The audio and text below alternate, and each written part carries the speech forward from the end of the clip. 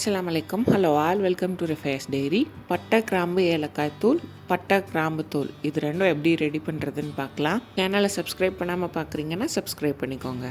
Biryani, mutton kurma, chicken குருமான்னு இது எல்லாத்துக்குமே இந்த 2 பொடி மட்டும்தான் சேர்ப்போம். வேறு எந்த பொடியும் வெளியிலேருந்து வாங்குகிற பொடி சேர்க்க மாட்டோம். அதை எப்படி செய்கிறதுன்னு பார்க்கலாம். பட்டை, கிராம்பு, ஏலக்காய் தூள் இப்போ எப்படி செய்கிறதுன்னு பார்க்கலாம். நான் வெயிட் ஸ்கேல் வச்சு மெஷர் பண்ணி காமிச்சிருக்கேன். நீங்கள் கை அளவு கூட எடுத்துக்கலாம். 15 கிராம் பட்டை எடுத்திருக்கேன்.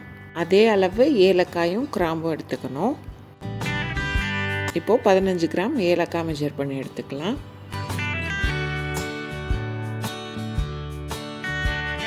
அதே மாதிரியே 15 கிராம் கிராம்பும் மெஷர் பண்ணி எடுத்துக்கலாம். இந்த பட்டை கிராம் தூளோட மெஷர்மெண்ட் ஒருத்தரும் ஒரு மாதிரி எடுப்பாங்க. நான் 3 பொருளுமே ஒரே அளவில் வச்சு தான் எடுப்பேன். எனக்கு அப்போ தான் ஃப்ளேவர் கரெக்டாக இருக்க மாதிரி இருக்கும். கிராம்பு எடுக்கும்போது அந்த தலைக்கு மேலே ரவுண்டாக ஒன்று இருக்கும்ல, அதோட சேர்த்து எடுத்துக்கோங்க. அப்போ தான் ஃப்ளேவர் நல்லாயிருக்கும். இது 3ஐயும் உங்களுக்கு வறுக்கணுன்னா நீங்கள் வறுத்து எடுத்துக்கலாம். நான் வறுத்து எடுக்கலை. இது 3ஐயும் ஒரு தட்டில் பரப்பிட்டு ஒரு அரை மணி நேரம் வெயிலில் மட்டும் வச்சு எடுத்துக்கிட்டேன். வெயிலேருந்து எடுத்ததுக்கப்புறம் நல்லா ஆற வச்சுட்டு அரைச்சிக்கோங்க. நீங்கள் வறுத்து அரைக்கிறீங்கன்னா வறுக்கும்போது கலர் மாறுற மாதிரி வறுத்துடக்கூடாது. நம்ம வறுத்துட்டு இருக்கும் போதே நல்ல மணம் வரும். அப்போயே ஸ்டவ் ஆஃப் பண்ணிவிட்டு தனியாக எடுத்து வச்சு நல்லா ஆற விட்டுட்டு அப்புறமா அரைக்கணும். நம்ம எடுத்துருக்க பட்டை, கிராம்பு, ஏலக்காய் 3ஐயும் மிக்சர் ஜாரில் சேர்த்துட்டு நல்லா பவுட்ரு அரைச்சி எடுத்துக்கணும். நல்லா காஞ்சிருந்துச்சுன்னா சீக்கிரமாகவே பவுட்ராகி வந்துடும். நல்லா காயாமல் இருந்துச்சுன்னா கொஞ்சம் அரைஞ்சி வர்றதுக்கு லேட்டாக இருக்கும்.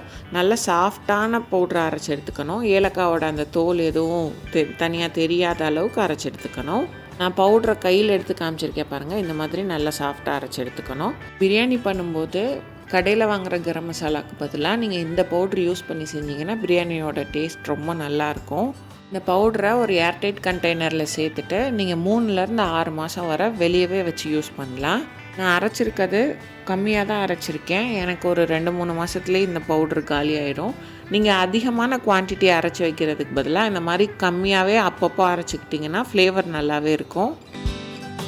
ஸ்டோர் ப்ராட் கரம் மசாலாவுக்கு பதிலாக இந்த கரம் மசாலா யூஸ் பண்ணி பாருங்கள். எல்லா சாப்பாடும் அவ்வளோ டேஸ்ட்டாக இருக்கும். இப்போது பட்டை, கிராம்பு தூள் எப்படி அரைக்கிறதுன்னு பார்க்கலாம்.